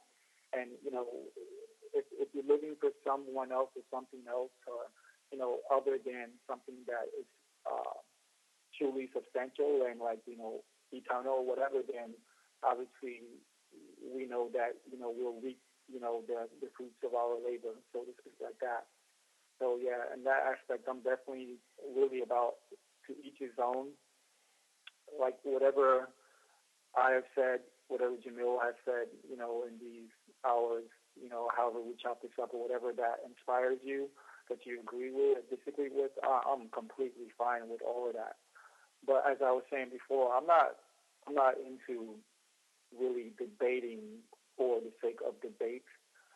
So I'm just putting this out right now. As we put this up, whenever we put this up, and whatever time that happens, or whatever, I'm all for leaving comments open and having exchange about stuff like that. Whatever it is. But I'm not trying to really get into, debating, my perspective versus yours because I really truly respect everybody's perspective. I'm saying as long as you're not really, trying to tell me what to do with mine or whatever. I'm saying? Like, I think we can all come to a place of understanding. And one thing that we should all be able to agree with is that there is something seriously going on this planet. And really, we talked a lot about Black, Indigenous, Asiatic, Moor, all these things like that, because obviously we got to deal with us first. But truly, there's a plague that's going on this planet right now that is, it's consuming everybody. And like we each individually, if anything, if nothing else, for our own individual self, we have to be true and really know who we are, based on everything that's going on in the world right now. Because from one day to the next, one eye blink to the next, what I'm saying, it could be, completely different story. But having said that, bro, it's been real, like a blessing, like, breaking bread with you, man, and just like, being exposed to different concepts and like just sharing different ideas about and experiences about, just life in general and like how we perceive things, whatever.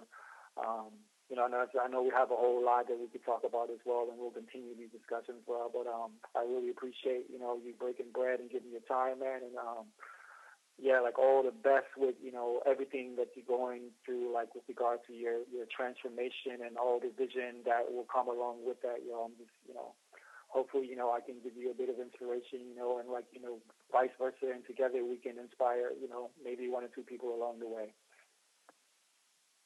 Yeah, bro. Well, again, man, I appreciate you being able to take the time to do this. It's cool that we got to connect like this, and much love and light to you. And I hope we, stay in touch and we can do it again.